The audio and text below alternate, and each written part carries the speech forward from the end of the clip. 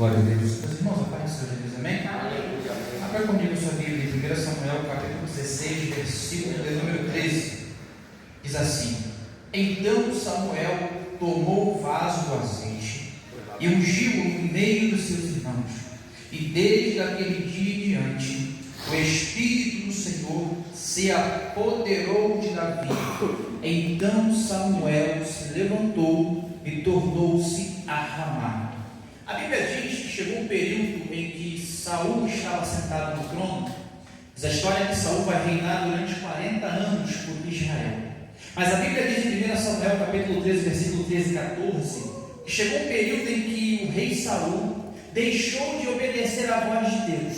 Se você olhar no capítulo 13, versículo 13, 2 anos apenas tinham passado que Saul reinou debaixo da direção de Deus. Porque uma coisa é você fazer, outra coisa é você fazer fora da direção de Deus.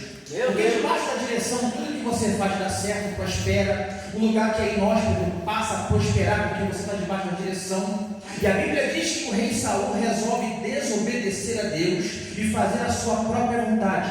Lembramos que Jesus ensinou na oração do Pai Nosso: seja feita a tua vontade assim na terra como no céu. Ou seja, a vontade que prevalece na vida do crente, na vida do pastor, do presbítero, evangelista, do irmão, é a vontade de Deus. E a Bíblia diz que Deus diz assim: já que você foi desobediente, já tem o Senhor levantado para si um homem segundo o seu coração. E aonde entra Davi nessa história?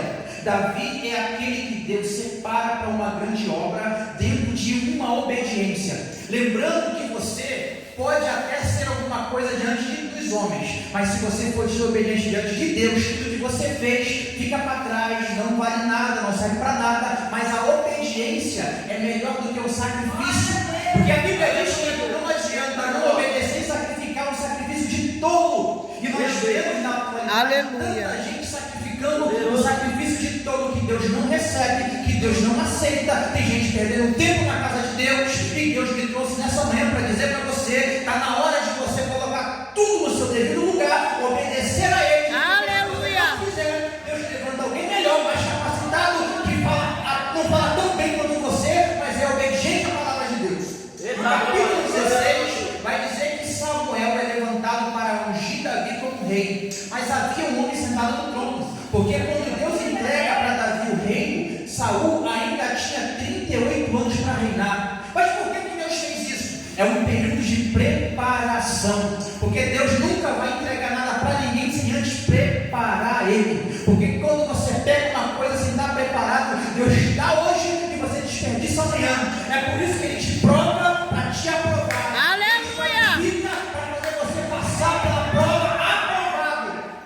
Eita glória, aleluia. Capítulo 17, versículo de número 38 da Bíblia diz que chegou um momento em que Davi, aquele que tinha se levantado por Deus na sua casa, que se levanta para lutar contra Golias. O versículo 38 diz assim: e Saul vestiu das suas vestes e pôs-lhe sobre a cabeça um capacete de bronze e vestiu de uma couraça. Versículo 39: e Davi cingiu a espada sobre as suas vestes e começou a andar, porém nunca havia experimentado. Então disse Davi a Saul: não posso, ó glória, andar com isto, pois nunca experimentei. E Davi tirou aquilo sobre si. O que está dizendo aqui? Porque quando Saul era para enfrentar Golias, porque a obrigação era dele, ele olhou para dentro de si. Capítulo 16 vai dizer que o Espírito do Senhor havia se apartado de Saul. Mas o capítulo 16, no versículo 13, vai dizer que o Senhor se apoderou de Davi. Ou seja,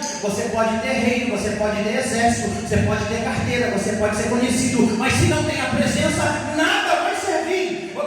E Davi disse: eu não posso usar as coisas maduras, porque há